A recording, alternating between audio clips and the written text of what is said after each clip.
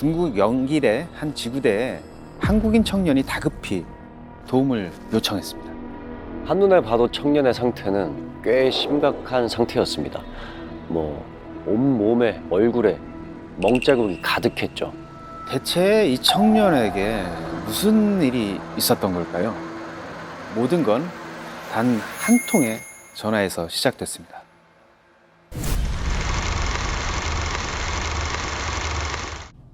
이게 20살 박군은 군입대를 앞두고 대학을 휴학한 상태였어요.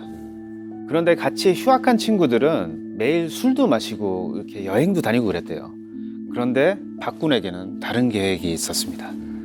네, 이제 군대를 제대를 하면 취업 준비를 좀 해야 되니까 알바를 해서 돈을 좀 모으려고 있는 상태였습니다. 그러던 어느 날 박군에게 뜻밖의 전화가 걸려왔어요. 같은 동네에 살던 고등학교 선배가 잠깐 보자고 연락이 온 거예요. 근데 별로 그렇게 친하게 지내던 형님도 아닌데 웬일이지 이런 의아한 마음을 가지고 약속 장소로 나갔습니다. 그런데 잠시 후 박군 앞으로 비싼 외제차가 한 대 서더니 한 남자가 내려요. 근데 그 남자의 모습을 보니 머리부터 발끝까지 명품을 두르고 있고 아주 화려하게 보이는 남자였더래요. 근데 그 형이 바로 아까 전에 전화를 했던 그 형이었던 거죠. 그죠. 원래 이 형이 이렇게까지 부자였었나? 이런 생각이 들 정도로 뭔가 이렇게 어리둥절했는데 일단은 이 형을 따라서 도착한 곳이 굉장히 고급 일식집이었다고 합니다. 박군도 태어나서 이런 일식집은 처음이었대요. 그래서 신나게 밥을 먹고 있는데 그 형이 쓱 본론을 꺼내더랍니다. 지난번에 내가 말한 거 생각 좀 해봤냐고. 우리 누나 봤지? 누나 남친이 중국에서 옷 파는데 장사가 무지 잘 된대. 누나의 남자친구가 중국에서 명품옷 관련 크게 사업을 하는데 거기서 판매도 하고 그런 일을 할 생각 없냐고 물어봤고 페이도 기본적으로 처음 하는 일이어도 400~500만 원 정도는 처음부터 그냥 받고 기간이 지나면 훨씬 더 많이 받는다고 들었습니다.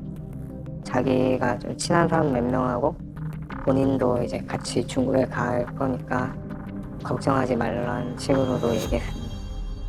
물론 박군도 조금은 망설여졌대요. 아무리 조건이 좋아도 이게 갑자기 중국이라니까. 그죠. 그리고 막상 거기까지 갔는데 이 형이 월 500원 못 주겠다 이런 딴소리를 할 수도 있는 거잖아요. 중국까지 갔는데 네.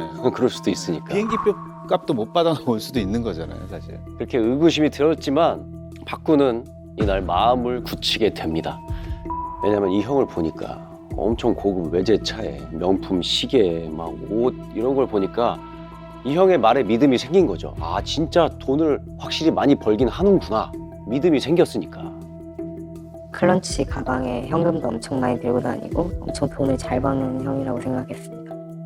중국 갈 때 필요한 물품 같은 것도 사라고 현금 한 100만 원 정도를 그대로 줘서 그걸로 이제 물품 같은 걸 샀던 것 같습니다.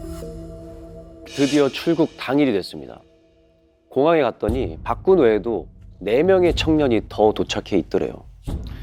다 이 박군처럼 그 형님의 제안을 받고 그 공항에 다 나온 거였어요. 네, 그렇겠죠. 그때까지만 해도 박군은 굉장히 설레는 마음이었다고 합니다.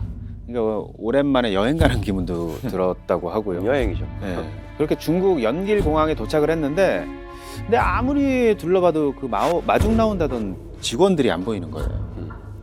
그런데 그때 온몸에 막 문신을 한 막 이게 등치 좋은 형님들이 나오더니 박군과 청년들을 딱 부르는 거예요. 왜 저런 사람들이 나왔지? 라고 또 이렇게 의구심이 계속 들지만 일단은 이 사람들을 따라서 차를 타고 사무실로 이동을 했답니다. 근데 더 이상한 거는 바로 이 사무실이란 공간이었어요. 일할 사무실이 이게 시내에서도 꽤 떨어진 한 시골 마을의 대저택이었다고 합니다. 여기가 사무실이라고? 이때쯤이라도 발을 뺐으면 좋았으련만. 일단은 어리둥절하고 의구심이 들지만 그 집의 문을 열고 들어갔대요. 근데 눈앞에는 상상도 못한 광경이 펼쳐졌습니다. 안녕하십니까 고객님, 여기는 희망저축은행입니다. 네, 다름이 아니라 저희 쪽으로 대출 문의가 들어와서 연락드렸어요. 네네 고객님. 네. 150만 원 입금 확인했습니다. 네. 예, 그럼 주민번호 앞자리 한 번만 부탁. 고객님? 고객님 여보세요? 네, 고객님. 아니, 죄송합니다.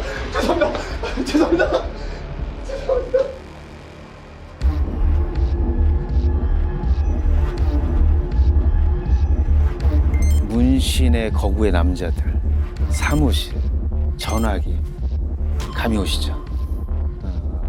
이 박군이 이 쇼핑몰 회사라고 믿고 간 그곳은 다름 아닌 보이스피싱 콜센터였어요. 근데 이게 뭐 말이 사무실이지 그냥 뭐 책상, 뭐 컴퓨터 그리고 전화기 딱 그냥 딸랑 그것만 있었대요. 그리고 더 이상한 거는 거기서 막 전화를 걸고 있는 사람들이 더 수상했습니다.